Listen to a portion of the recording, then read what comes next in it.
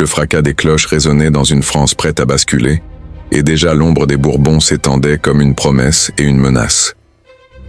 Imaginez une dynastie qui devait incarner l'éclat de la monarchie, mais qui traînait dans ses veines les ambiguïtés de l'endogamie et la fatalité des alliances sanglantes. Ce récit commence avec la fulgurance d'un coup d'épée, une blessure sur un champ de tournoi qui allait décider du destin d'une lignée entière.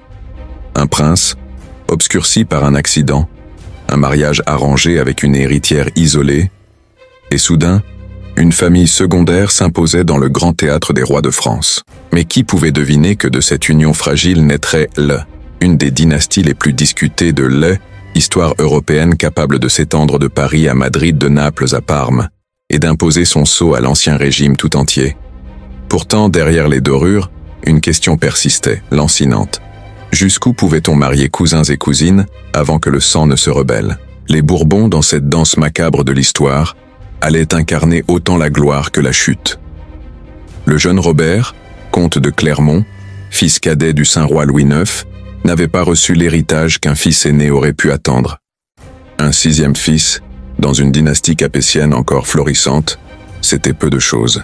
Pourtant, en 1272, son mariage avec Béatrice de Bourgogne le liait à une maison provinciale qui allait changer son destin.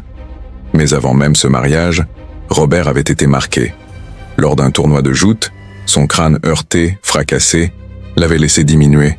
Fragile, prisonnier d'une incapacité dont les chroniques médiévales chuchotaient les détails. Certains disaient qu'il avait perdu l'esprit, d'autres qu'il demeurait enfermé dans un silence maladif. Ce prince-là, qu'on aurait pu reléguer à l'ombre des chroniques, fut pourtant à l'origine d'une des lignées les plus durables de France. Béatrice, sa femme, portait en elle l'héritage des seigneurs de Bourbon, une terre fertile au cœur du royaume. De leur union naquirent 6 enfants, et déjà, par des jeux d'alliance, la maison Bourbon commençait à se tailler une place dans la mosaïque féodale. L'aîné, Louis, se fit reconnaître duc de Bourbon par son cousin, le roi Charles Quint. La dynastie s'enracinait, mais il fallait encore attendre 2 siècles, traverser les convulsions des guerres féodales et des successions capétiennes, pour que ce rameau secondaire devienne tronc principal. Entre-temps, la France allait basculer encore et encore dans la guerre civile et la guerre de religion. Et c'est au milieu du sang et des massacres que les Bourbons allaient surgir comme héritiers inattendus. Le XVe et le XVIe siècle furent un terrain d'épreuve. Les Valois, descendants directs des Capétiens, occupèrent le trône, mais leur lignée s'amincissait. La mort de Charles Quint, dernier des Capétiens directs, en 1328, avait ouvert la voie aux Valois, cousins plus éloignés.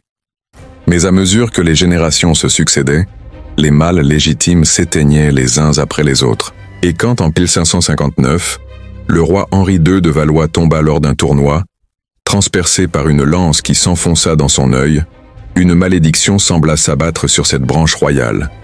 Ses 4 fils régnèrent tour à tour, sans descendance viable, comme s'ils avaient été sacrifiés à l'histoire. La France, minée par les guerres de religion, s'enfonçait dans le chaos. Et dans ce chaos, une autre lignée attendait son heure.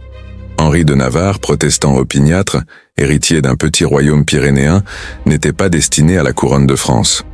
Pourtant, en 1572, il épousa Marguerite de Valois, sœur du roi, dans une tentative désespérée de réconcilier catholiques et protestants. Mais ce mariage se transforma en bain de sang, la Saint-Barthélemy. Des milliers de Huguenots furent massacrés à Paris et dans les provinces. Henri, miraculeusement épargné, dut feindre sa conversion pour sauver sa vie. Déjà, le destin de la dynastie Bourbon se liait à elle, odeur du sang et au tumulte des guerres de religion. Mais il en faudrait plus pour éteindre l'ambition d'un homme qui se voyait déjà roi et qui, après des années de lutte, lança cette phrase célèbre lourde d'opportunisme et de cynisme: « Paris vaut bien une messe ». Converti au catholicisme pour apaiser ses sujets, Henri IV, premier Bourbon à ceindre la couronne de France, signa l'édit de Nantes en 1598, mettant fin aux guerres de religion. La France épuisée retrouvait un semblant de paix. Mais cette paix était fragile, car les plaies des massacres restaient béantes. Henri se lança dans des réformes ambitieuses: assainissement des finances, développement des infrastructures, essor du commerce. Pourtant, son destin allait une fois encore être tranché par la lame d'un fanatique. En 1610, un moine catholique obsédé par les ambiguïtés de ce roi tantôt huguenot, tantôt catholique, s'élança vers sa voiture et le frappa mortellement. Le premier Bourbon roi de France tombait sous les coups de la haine religieuse. Mais son héritage, lui, allait perdurer. Son fils Louis XIII n'avait que 9 ans lorsqu'il fut proclamé roi.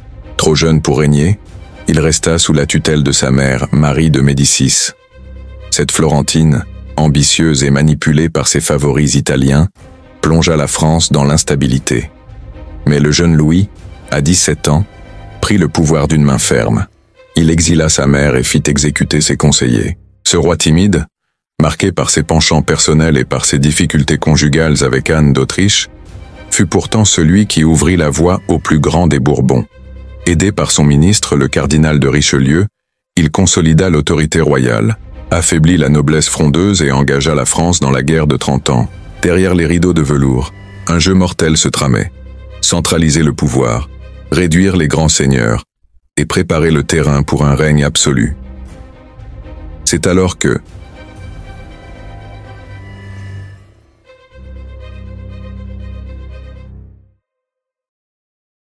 naquit son fils après plus de 20 ans d'un mariage stérile, Louis Dieudonné.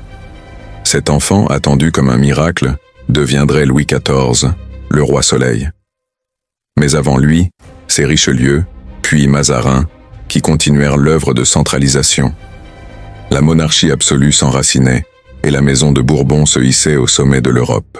Pourtant, les ombres demeuraient, intrigues, complots, fronde des princes, haine religieuse. La dynastie Bourbon, en se rapprochant des Habsbourg par des mariages répétés, tissait une toile généalogique qui inquiétait les observateurs. Consanguinité, alliances incestueuses, duplicité des intérêts. Mais qu'importe le sang, tant que la couronne brillait.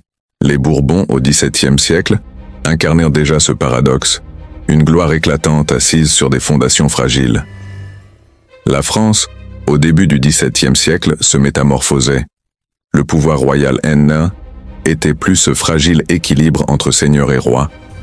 Il devenait une pyramide dont le sommet écrasait tout le reste. Louis XIII, austère et maladif, laissait Richelieu imposer une raison d'État implacable.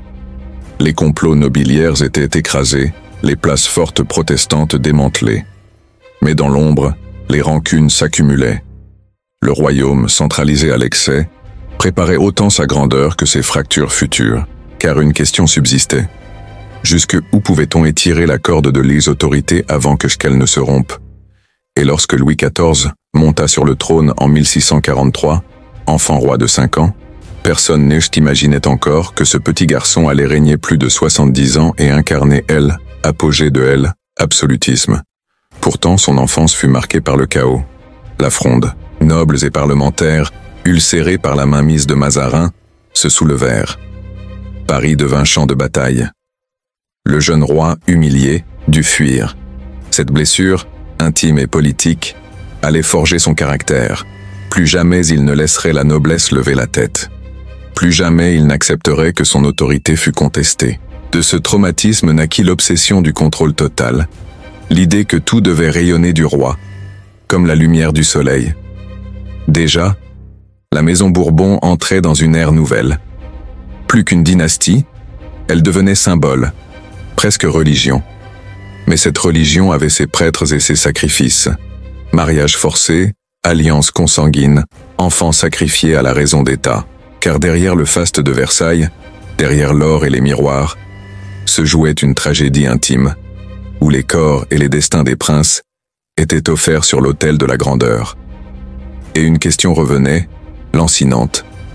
Jusqu'à quel point pouvait-on exiger de sang et de gloire avant que le destin cruel et implacable ne réclame son dû? Le jeune Louis XIV, encore enfant lorsque la fronde secoua la France, n'oublia jamais le tumulte des rues de Paris, ni les huées lancées contre son carrosse royal. Ce traumatisme, gravé dans sa mémoire d'enfant, devint la matrice de son règne. Tout devait être soumis au contrôle du roi, tout devait rayonner de lui. Dès qu'il prit en main les rênes du pouvoir à la mort de Mazarin en 1661, il se présenta devant ses ministres et prononça des paroles qui résonnaient comme un coup de tonnerre. Désormais, il gouvernerait seul. Ce fut la naissance du roi Soleil, et avec lui, la transfiguration de la monarchie en un théâtre permanent où la France tout entière devenait spectatrice un pouvoir absolu. Versailles, ce pavillon de chasse hérité de son père, se transforma sous ses ordres en la plus fastueuse machine de domination jamais conçue. Pierre après pierre, miroir après miroir, le palais devint une cage dorée où les nobles, attirés comme des papillons par la lumière du roi, se virent dépouillés de leur autonomie. Chaque révérence, chaque levée, chaque souper constituait un rituel destiné à rappeler que tout pouvoir procédait du roi.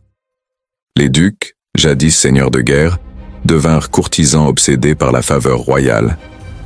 Mais derrière cette splendeur, le sang continuait à couler, car Louis XIV, pour affermir son règne, lança la France dans des guerres interminables, aspirant à graver son nom dans la pierre de L, histoire par le fer et par le feu. Ses ambitions militaires conduisirent la France sur tous les fronts, Pays-Bas, Espagne, Empire. Chaque victoire semblait consacrer la gloire du roi, mais chaque campagne saignait davantage un royaume déjà épuisé. Et pour cimenter ses alliances, Louis maria sa propre destinée à celle d'une Habsbourg, Marie-Thérèse d'Autriche. Ce mariage, loin de diluer la consanguinité qui inquiétait déjà les généalogistes, renforçait encore les liens étroits entre les grandes dynasties européennes. De cette union naquirent 6 enfants, dont la majorité ne survécut pas à l'enfance. Était-ce le prix du sang trop mêlé, ou simplement la cruauté d'une époque où la mortalité infantile frappait aveuglément? Quoi qu'il en soit, la lignée royale poursuivait sa route, marquée par la fragilité et la mort. Louis XIV, malgré ses amours innombrables et ses enfants illégitimes, demeura obsédé par l'image qu'il projetait. À travers lui, la maison de Bourbon se voulait éternelle, symbole d'ordre et de lumière. Mais dans les ombres de Versailles, des intrigues se nouaient. L'affaire des poisons éclaboussa la cour, révélant que derrière les dorures se cachaient poison, messe noire et ambition meurtrière. Même les favorites du roi furent soupçonnées, et certaines, jadis comblées de richesses, se retrouvèrent exilées dans l'opprobre. La dynastie Bourbon brillait, mais ses fondations craquelaient déjà. Et puis vint la vieillesse du roi. Elle, homme qui avait incarné la jeunesse éclatante et la puissance absolue, se retrouva cerné par la mort de ses proches. Son fils, le grand dauphin, mourut avant lui. Son petit-fils, le duc de Bourgogne, suivit. La variole et le sarampion emportaient les héritiers l'un après l'autre, comme si le destin se vengeait de l'orgueil royal. Dans ce climat d'angoisse, une scène marqua les mémoires. Une nourrice, défiant les médecins, sauva in extremis le dernier enfant en le cachant des saignées meurtrières que prescrivaient les docteurs du roi. Sans ce geste, la dynastie aurait pu s'éteindre sur place. Mais le sang Bourbon vacillant se perpétua encore. Louis XIV mourut en 1715, rongé par la gangrène, après 72 ans de règne. Aucun roi d'Europe n'avait régné aussi longtemps. Son agonie fut un spectacle. Les courtisans, jadis obsédés par la faveur royale, guettait déjà l'héritier. Ce fut son arrière-petit-fils, Louis XV, qui monta sur le trône à l'âge de 5 ans. Une fois encore, la France se retrouvait entre les mains d'un enfant. Le régent, Philippe d'Orléans, tenta de gouverner à sa manière, plus libérale, plus légère, mais son autorité fut contestée. Déjà, les Orléans, branche cadette des Bourbons, se profilaient comme rivaux possibles pour la couronne. Le trône n'était plus seulement une chaise dorée, c'était un fardeau. Louis XV grandit dans ce climat de rivalité et d'attente. Les Français, d'abord séduits par son charme enfantin, le surnommèrent le bien-aimé. Mais peu à peu, ce surnom devint une ironie amère.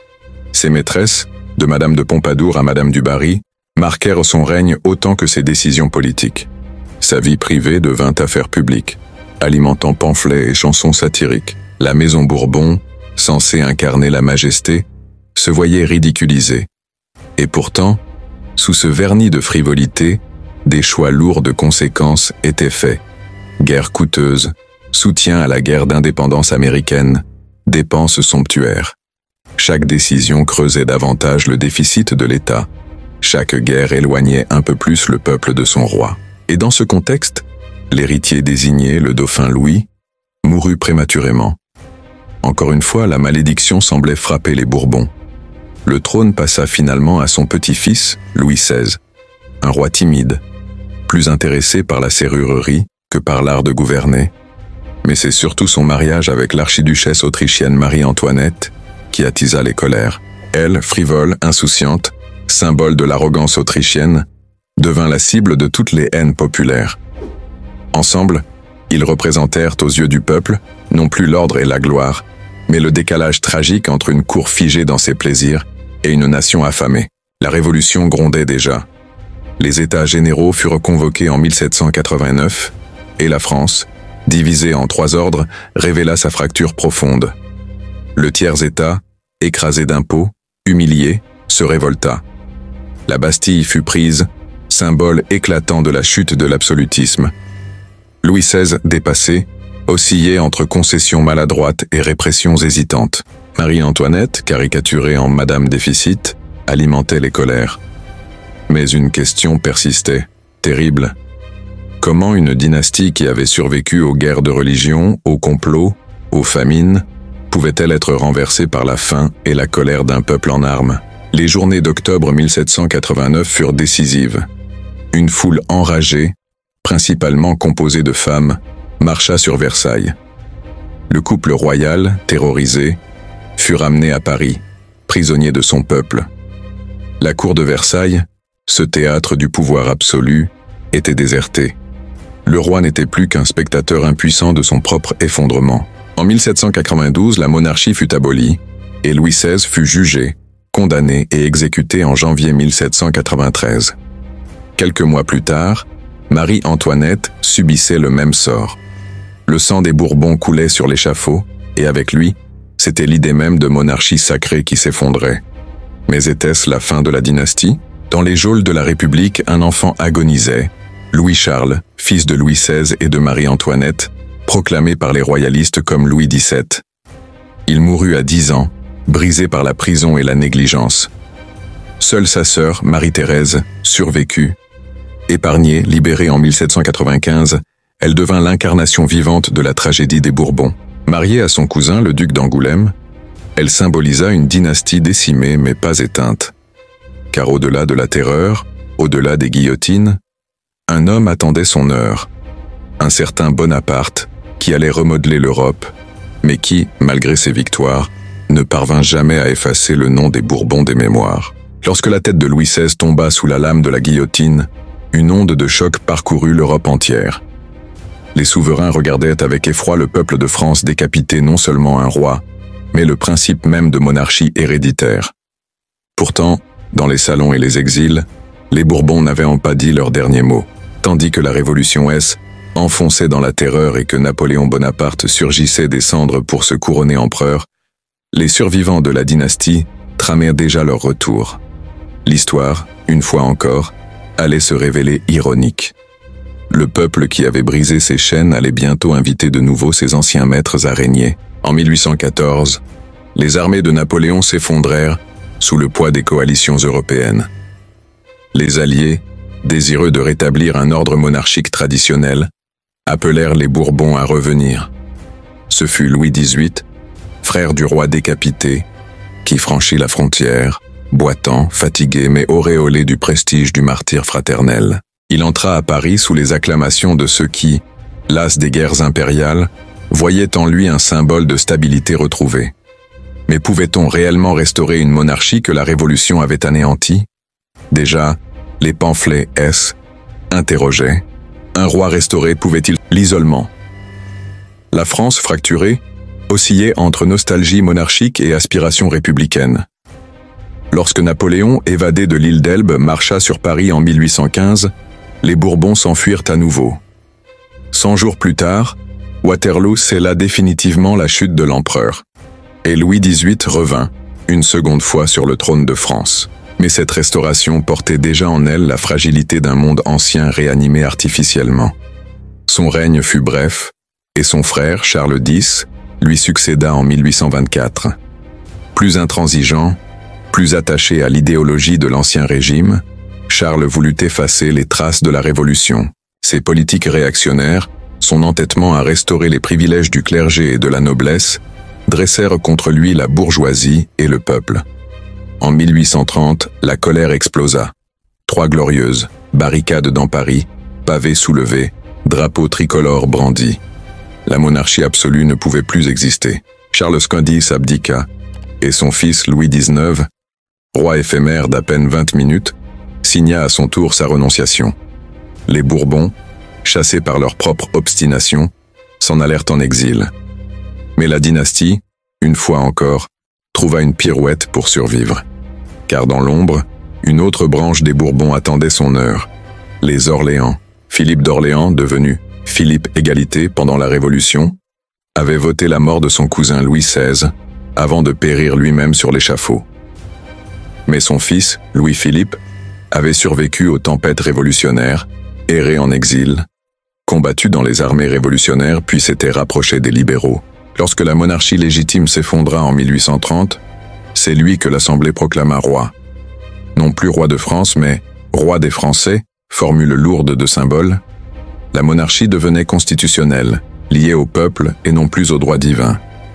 Louis-Philippe Ier, roi bourgeois, tenta de concilier l'héritage des Lumières et la tradition monarchique. Mais à mesure que son règne avançait, son image de monarque citoyen se ternit.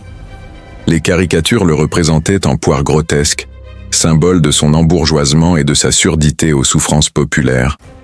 L'industrialisation naissante creusait les inégalités, et les classes laborieuses, affamées, perdaient en patience. En février 1848, une révolution éclata de nouveau, et Louis-Philippe, déguisé en vieillard ordinaire, s'enfuit en Angleterre. La Seconde République était proclamée. La France semblait, enfin, prête à tourner la page des Bourbons. Mais les fantômes ne disparaissent jamais vraiment, car à travers l'Europe, les branches collatérales de la maison de Bourbon continuaient à régner. En Espagne, à Naples, à Parme. En France même, les prétendants n'avaient jamais cessé d'exister. Le comte de Chambord, petit-fils de Charles X, incarna longtemps l'espoir des royalistes. En 1871, après la chute du Second Empire, il faillit monter sur le trône, mais un détail apparemment anodin fit échouer cette restauration. Il refusa d'accepter le drapeau tricolore, symbole de la Révolution, et exigea le retour du drapeau blanc des Bourbons. Ce refus, perçu comme une provocation, condamna ses chances. La monarchie en France s'éteignit alors dans le ridicule d'une querelle de drapeaux.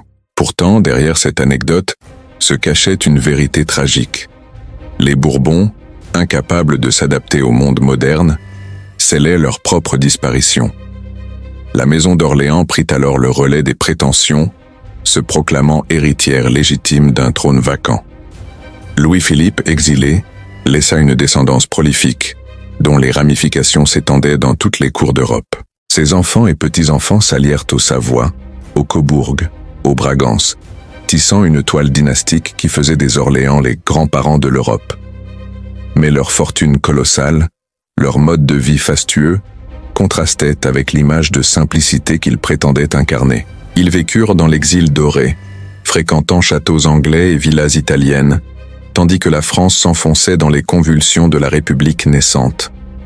Une fois encore, la dynastie Bourbon-Orléans se nourrissait des paradoxes, exilé mais influent, déchu mais omniprésent, absent mais éternellement prétendant. Et dans ce 19e siècle bouleversé, marqué par la révolution industrielle, par la montée des idéologies socialistes, par les guerres qui redessinèrent les frontières, les Bourbons apparaissaient comme des fantômes anachroniques. Pourtant, à chaque crise, leur nom ressurgissait. En 1873, à la faveur de la chute de Napoléon III, la restauration monarchique fut sérieusement envisagée. Le comte de Chambord, encore lui, se préparait à rentrer en France.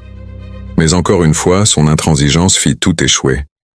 La République, vacillante, survécut grâce à l'entêtement d'un Bourbon incapable de concession. Était-ce la malédiction de cette dynastie? Survivre à tout mais échouer toujours au moment décisif? À la fin du 19e siècle, les Bourbons s'étaient dispersés dans toute l'Europe. Certains régnaient encore en Espagne, où la branche issue de Philippe V, petit-fils de Louis XIV, avait conservé le trône.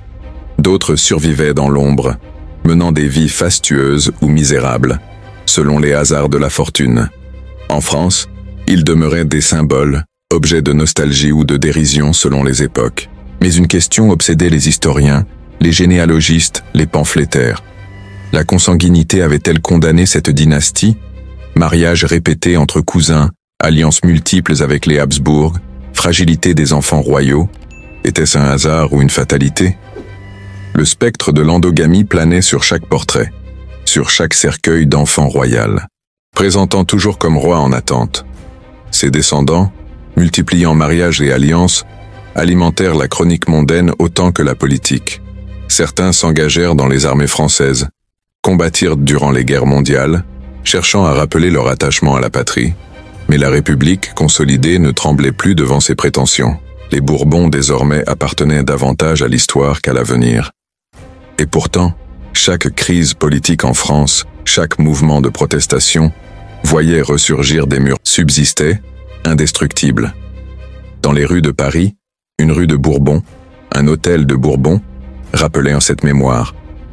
Dans les musées, les portraits de Hyacinthe Rigaud ou de Vanloo exposaient la splendeur passée. Dans les campagnes, des châteaux en ruine portaient encore l'empreinte de cette famille. Et même dans les bars, un whisky du Kentucky baptisé Bourbon évoquait ironiquement une dynastie déchue.